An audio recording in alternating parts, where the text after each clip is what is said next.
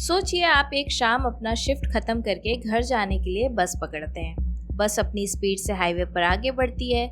बाहर हल्की बारिश और अंदर जितने भी पैसेंजर सब खुद में बिजी। कुछ लोग आपस में बात कर रहे होते हैं, कुछ लोग फोन चला रहे होते हैं। सब कुछ पूरी तरह से नॉर्मल। और धीरे धीरे काम की थकान से आपकी आंखें बंद होने लगती है और आप इतने थके हुए होते हो कि आपको ये भी ध्यान नहीं कि बगल में कौन बैठा है। आप हेडफोन लगाते हो और धीरे धीरे आपको नींद आने ही लगती है कि अचानक से आपको एक तेज दर्द महसूस होता है। आंखें खोलने पर आपको ये रियलाइज होता है कि किसी ने चाकू से आपका एक साइड का गला रेत दिया हो। आपका हाथ सबकॉन्शियसली अपनी गर्दन पर जाने ही वाला होता है कि आप पर दूसरा वार हो जाता है। आप देखने की कोशिश करते हो कि किसने किया ये सब, और आपको महसूस होता है कि आपकी बगल वाली सीट का पैसेंजर वहाँ नहीं है। और आप देखने की कोशिश करते हो कि आपके सामने खड़ा इंसान कौन है, पर इस वक्त तक आपकी आंखें धुंधली होने लगती है और आसपास का शोर आपके लिए धीमा पड़ने लगता है।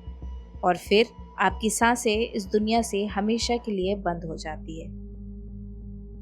दोस्तों, ये कोई काल्पनिक कहानी नहीं है। ये रियल इंसिडेंट है जो घटी थी कनाडा के हाईवे पर टिम मैकलेन नाम के एक 22 साल के नौजवान के साथ। उस बेचारे को ये भी नहीं पता होगा कि उसका मर जाने के बाद भी उसकी लाइफलेस बॉडी को और भी टॉर्चर सहना बाकी था। आगे बढ़ने से पहले मैं आपको बता दूं कि ये क्राइम केस स्टोरी आपके लिए डिस्टर्बिंग हो सकता है, तो अगर आप नहीं सुन सकते तो मत सुनिएगा।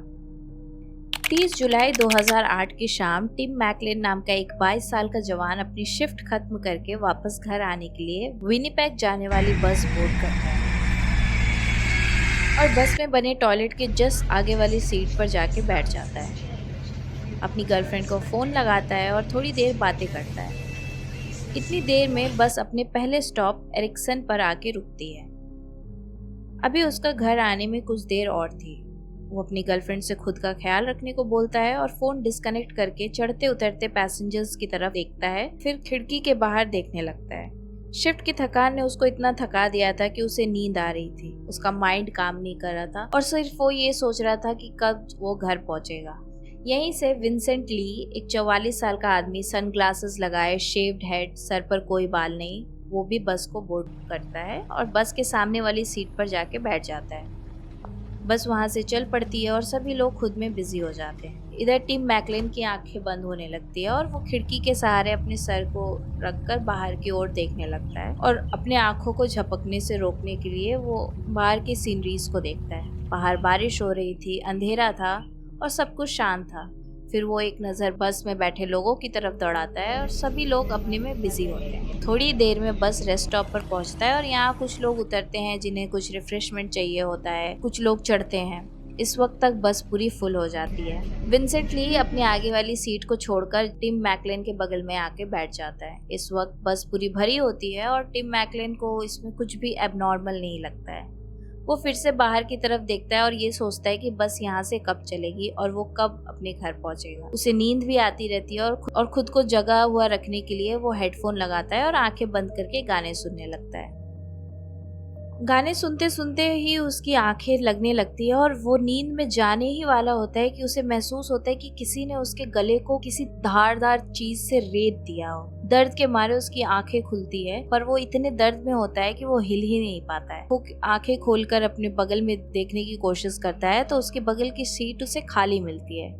उसके कानों में आसपास की लोगों की चिल्लाहट गूंजती है और जब तक वो इन सभी चीजों का मतलब निकालने की कोशिश कर रहा होता है तब तक उस पर दूसरा वार होता है। उसे समझ नहीं आता है कि वो क्या करे और उसका दर्द इतना ज्यादा होता है कि उसे दर्द भी फील नहीं होता है। वो पता लगाने की कोशिश करता है कि सामने खड़ा इंसान कौन है, पर उसकी आंखें अब तक धुंधली पड़ने लगती है और उसके कानों में लोगों की आने वाली आवाज भी धीमी पड़ने लगती है और फिर उसकी सांसें इस दुनिया से हमेशा के लिए बंद हो जाती है। टिम की आंखें बंद तो हो जाती है, पर उसे पता नहीं होता है कि उसके साथ किसने क्या किया। उसे ये भी नहीं पता था कि उसके बगल में बैठे इंसान ने ही उसकी हत्या कर दी थी। जी हाँ, उसके बगल में बैठे पैसेंजर विंसेंट ली ने बहुत ही क्रूअल वे में उसका गला रेत दिया था। आसपास के पैसेंजर्स की चिल्लाहट होने की वजह से बस ड्राइवर का ध्यान जाता है और वो आगे बस को कोने में लगाने की कोशिश करते हैं। अंदर के कुछ पैसेंजर्स टिम को बचाने की कोशिश करते हैं, पर क्योंकि विंसेंट के हाथ में एक बड़ा नाइफ होता है तो वो उनसे उन लोगों को डराता है। लोग चिल्लाने लगते हैं और बस ड्राइवर किसी तरह बस को साइड में लगाता है और बस में इमरजेंसी हॉल्ट लगाकर पूरे पैसेंजर्स को किसी तरह वहां से बस से बाहर निकालता है और बस ड्राइवर 2 और पैसेंजर्स के साथ टिम को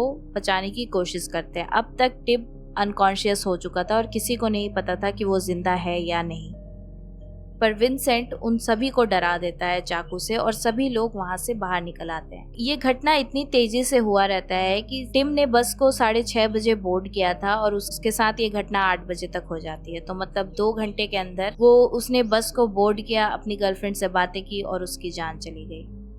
और विंसेंट ली ने सिर्फ उसे मारा ही नहीं, बस के सारे पैसेंजर्स अब तक उतरकर चले गए थे और बाहर सभी खड़े होकर चिल्ला रहे थे। कुछ डर गए थे, कुछ लोग वॉमिटिंग्स कर रहे थे और किसी ने अब तक पुलिस को भी इन्फॉर्म कर दिया था। और किसी को कुछ नहीं पता था कि अंदर क्या हो रहा था। किसी की हिम्मत ही नहीं हो रही थी कि वो देखे कि अंदर क्या हो रहा है। कुछ लोगों ने जिन्होंने देखा तो उन्होंने पाया कि विंसेंट ली चाकू से टिम को बार बार मार रहा है। वहाँ पुलिस आती है और उस बस को सराउंड कर लेती है और विंसेंट ली और पुलिस के बीच स्टैंड ऑफ चलने लगता है। इसी बीच पुलिस के पास हथियार होते हुए भी वो लोग इंटरवीन नहीं करते हैं और किसी को कुछ नहीं पता होता है कि टिम जिंदा भी है या मर गया है। फिर भी पुलिस इंटरवीन करके अंदर नहीं जाती है और बाहर खड़े होकर विंसेंट ली से स्टैंड ऑफ तय करती है कि उसका हल निकाले। और किसी को पता नहीं होता है कि वो अंदर क्या कर रहा है, तो कोई अंदर जाने की कोशिश भी नहीं करता है। इसी बीच विंसेंट ली टिम का गले को काट के उसके बॉडी से अलग कर देता है और उसका बाल पकड़ के उसके सर को लाकर सभी के सामने डिस्प्ले करता है। ऑब्वियसली वहाँ खड़े हुए लोग की हालत और भी खराब हो जाती है, कुछ लोग बेहोश हो जाते हैं, पर पुलिस अब भी बस के अंदर जाकर ना उसे रोकती है और ना ही फायर करती है उस पर कि वो रुक जाए। एक दिन के बाद विंसेंट ली वहाँ से बस को चलाकर भागने की कोशिश करता है, पर क्योंकि बस ड्राइवर ने ऑलरेडी बस में इमरजेंसी हॉल्ट लगा दिया था तो वो बस को चलाकर भाग नहीं पाता है। और जब वो देखता है कि वो बस चलाकर भाग नहीं पा रहा है तो वो खिड़की तोड़कर भागने की कोशिश करता है। तब तक पुलिस उसे टेजर से अपने काबू में कर लेती है और फिर हैंडकफ कर देती है। उसके बाद पुलिस बस के अंदर जाती है तो देखती है कि टिम के बॉडीज के टुकड़े हो चुके थे।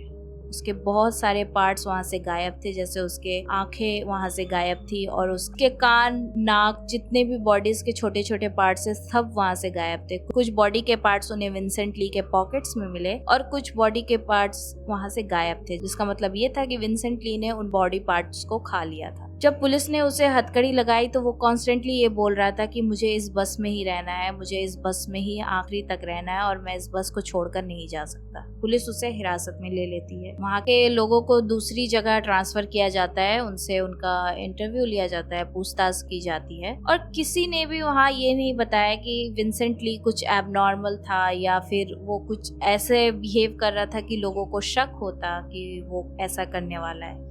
मतलब बस के अंदर सब कुछ नॉर्मल था और किसी को ये अंदाजा नहीं था कि विंसेंट ली ऐसा कर सकता है। पर विंसेंट ली ने ऐसा क्यों किया? क्या उसकी कोई दुश्मनी थी टिम के साथ? क्या वो टिम को जानता था या फिर ये बस किसी गुस्से का नतीजा था? और क्यों कोर्ट ने विंसेंट ली को छोड़ दिया? उस पर कोई चार्जेस नहीं हुए। तो आइए जानते हैं पूरे डिटेल। विंसेंट ली का जन्म चाइना में हुआ था। उसने वुहान इंटरनेशनल कॉलेज से अपनी पढ़ाई कंप्लीट की थी। उसके बाद वो फैक्ट्री में काम करने लगा। वहीं उसकी मुलाकात अपने वाइफ से होती है और उन दोनों की शादी हो जाती है। फिर वो कनाडा माइग्रेट करता है और यहाँ आने के 6 साल बाद उसे कैनेडियन सिटीजनशिप मिल जाती है। छोटे छोटे जॉब्स करने लगता है और उसकी वाइफ एज ए वेट्रेस काम करने लगती है। उसके वाइफ और उसके घर वालों के अनुसार विंसेंट ली ने कभी कुछ भी एबनॉर्मली रिएक्ट नहीं किया था और ना ही उसे कोई भी मेंटल प्रॉब्लम थी। सभी लोग के अनुसार वो बिल्कुल ही नॉर्मल था। यहाँ तक कि उसके बॉस जहाँ वो काम करता था उन लोगों का भी कहना था कि वो बहुत ही हार्ड वर्किंग, शांत स्वभाव का इंसान है जो हर काम को बहुत ही अच्छे से करता है। तो उसके साथ सब कुछ नॉर्मल था। पर उसने ऐसा क्यों किया? या फिर उसके साथ ये सब नॉर्मल नहीं था और वो कुछ ऐसा छुपा रहा था जो लोगों को पता नहीं था। शादी के कुछ सालों बाद ही उसकी वाइफ को समझ आने लगा कि विंसेंट ली मेंटली अनस्टेबल है। कुछ ही दिनों में उसने खुद को क्रिश्चियनिटी में कन्वर्ट किया क्योंकि उसका कहना था कि उसे ख्वाबों में जीसस क्राइस्ट आए थे जिन्होंने ये बोला था कि क्रिश्चियनिटी ही उसका धर्म है और वो जीसस क्राइस्ट के बाद आने वाला मसीहा है और उसका काम है धरती के लोगों को एलियन से बचाना। ये सब बातों को सुनकर उसकी वाइफ को अजीब तो लगता था, पर कभी उसने कुछ ऐसा एक्सट्रीम नहीं किया कि वो इस चीज को लोगों को बताए या फिर कुछ करे। पर जब उसकी ये सब बातें और भी बढ़ने लगी तो उसकी वाइफ ने उसके दोस्तों को बताया और सभी लोग चाहते थे कि वो हॉस्पिटल जाके अपना एक बार चेकअप करा ले। पर उन सभी के अनुसार विंसेंट ली को हॉस्पिटल से डर लगता था और उसने कभी भी सभी के सजेशन को सीरियसली नहीं लिया। इधर उसका मेंटल सिचुएशन इतना खराब हो गया कि वो रह रहकर कुछ दिनों के लिए गायब हो जाता और उसकी पत्नी के पूछने पर कि वो कहाँ गया है, वो सभी को ये कहता कि उसको ख्वाब आता था कि वो खाली पैर चलकर उस शहर जाए, वहां से दूर बसे दूसरे शहर जाए। उसकी पत्नी को समझ आने लगा कि इसका मेंटल सिचुएशन सच में बहुत अनस्टेबल है और उसके बार बार कहने पर कि तुम जाओ जाके थोड़ा चेकअप करा लो, थोड़ा साइकेट्रिस्ट को दिखा लो, उन दोनों में अनबन होने लगी। इतनी अनबन बढ़ी कि 2005 में उसकी वाइफ ने उससे डिवोर्स ले लिया। इसी बीच वो अपने माँ बाप को बोलता है कि वो चाइना मिस कर रहा है और वो अपनी फैमिली से मिलना चाहता है। तो उसके माँ बाप ने बोला ठीक है तुम आ जाओ। तो वो चाइना जाता है। चाइना पहुंचता है तो उसके माँ बाप को समझ में आता है कि उनका बेटा पहले से बहुत बदल गया है और जरूर इसके साथ कुछ गड़बड़ है। तो उसके माँ बाप भी उसे बोलते हैं कि एक बार वो अपना चेकअप करा ले, जिस पर वो उन सभी की बातों को हंसी में उड़ाकर सिर्फ एक दिन वहां रहकर वापस कनाडा आ जाता है। यहाँ आकर वो अपनी वाइफ को हमेशा फोन करता है कि मैं तुम्हें बहुत मिस कर रहा हूँ, जिस बातों को सुनकर उसकी वाइफ पिघल जाती है और वो लोग 2-3 बार वापस से साथ में रहने की कोशिश करते हैं, जिस पर वो बोलता है कि उसके पास कोई जॉब नहीं है, उसके पास कुछ काम नहीं है, जिस पर उसकी एक्स वाइफ उसे अब भी सपोर्ट करती है और बोलती है कि जब तक उसे कोई जॉब नहीं लग जाता वो उसके साथ रह सकता है और वो उसे पैसा भी देती है कि वो पैसे का इस्तेमाल करके अपने जॉब को खोजे। ये सब करने के बावजूद इस घटना के सिर्फ 6 महीने पहले वो अपनी वाइफ को छोड़कर चला जाता है किसी दूसरे शहर और एक नोट छोड़कर जाता है जिसमें लिखा होता है कि मुझे मत खोजना और ये मेरा आखिरी गुड बाय है और मैं चाहता हूँ कि तुम हमेशा खुश रहो। इतना लिखकर वो नोट छोड़कर वहां से चला जाता है। उसकी वाइफ को लगता है कि ये उसका बाकी नाटकों में से एक नाटक है, क्योंकि उसका छोड़ के जाना वापस आना उसकी वाइफ के लिए अब तक नॉर्मल हो चुका था। बट फिर वो 3 महीने बाद फिर से अपनी वाइफ को कांटेक्ट करता है और वो बोलता है कि उसका जाना इस बार परमानेंट है और वो वापस लौटकर इस बार नहीं आएगा। उसकी वाइफ को भी समझ में आ जाता है कि उन दोनों का अब कुछ नहीं हो सकता और वो इस चीज को अपना क्लोजर मान के छोड़ देती है उसको रीच आउट करना, उसके बारे में पूछना एंड ऑल। अपनी वाइफ को छोड़ के आने के बाद उसका इरिटेशन लेवल और भी बढ़ जाता है और उसे और भी हॉल्यूसिनेशंस होने लगते हैं। उसका हॉल्यूसिनेशन इतना बिगड़ जाता है कि वो एक बार खाली पैर 3 किलोमीटर चलकर दूसरे शहर जाता है और वहां जाकर बेंच में पूरी रात बैठा रहता है बिना पलक झपके। आसपास के लोगों के साथ जब बाद में पूछताछ होती है तो वो बताते हैं कि उन्होंने भोर में उसे देखा था और वो बेंच में ऐसे बैठा हुआ था जैसे वो किसी को देख रहा हो, बिना पलक झपके और बिल्कुल सीधा। उसका हॉल्यूसिनेशन और भी बढ़ जाता है और वो 6-6 किलोमीटर 7-7 किलोमीटर नंगे पैर चल के जाता है। और पुलिस के रिपोर्ट्स के अनुसार एक दूसरे पुलिस स्टेशन ने ये रिपोर्ट भी किया था जब वो एक शहर गया था बिना कुछ खाए पिए नंगे पैर चलकर 6 किलोमीटर। कई सारे ऐसे रिपोर्ट्स पुलिस को मिलते हैं जिनमें ये साफ साफ लिखा होता है कि उस स्किज़ोफ्रेनिया का शिकार है। स्किज़ोफ्रेनिया एक ऐसा मेंटल डिजीज है जिसमें लोगों को हॉल्यूसिनेशन होने लगता है और उन्हें कुछ ऐसी चीजें दिखती है या उन्हें कुछ ऐसी चीजें सुनाई देती है जो सिर्फ वो ही सुन सकते हैं और देख सकते हैं। उसे कोर्ट में लाया जाता है और दोनों ही लॉयर्स जो उसके डिफेंस में थे और जो उसके अगेंस्ट में थे दोनों इस बात पे एग्री करते हैं कि उसे स्किज़ोफ्रेनिया है। आपको बताते चलो, स्किज़ोफ्रेनिया एक ऐसी बीमारी है जिसमें अगर मेडिसिन ना ली जाए तो पेशेंट की हालत पहले जैसी ही हो जाती है। तो ये क्योरेबल नहीं है और इस बिना पे जज उसे कोई सजा नहीं देता है एंड मेंटल इलनेस के बेसिस पर उसे 6 साल की सजा सुनाई जाती है, वो भी साइकेट्रिस्ट वार्ड में। तो आप सोच ही सकते हैं कि विक्टिम के साथ कितना बुरा हुआ, उसके फैमिलीज के साथ कितना बुरा हुआ। एक नौजवान 22 साल के इंसान ने अपनी जान खो दी और जान खोने के बाद भी उसके बॉडीज को किसी ने म्यूटिलेट करके उसे खा लिया और जिसने उसके साथ ये सब किया था उसे स्किज़ोफ्रेनिया होने के बेसिस पर छोड़ दिया गया। तो दोस्तों, आप क्या सोचते हैं कि विंसेंट ली के साथ क्या होना चाहिए था और कोर्ट को उसे कौन सी सजा सुनानी चाहिए थी? अपने राय मुझे कमेंट्स पर जरूर बताइएगा। मिलती हूँ आपसे नेक्स्ट केस में, तब तक के लिए आप अपना ख्याल रखिएगा और हाँ, सब्सक्राइब करना मत भूलना। Take care and good bye.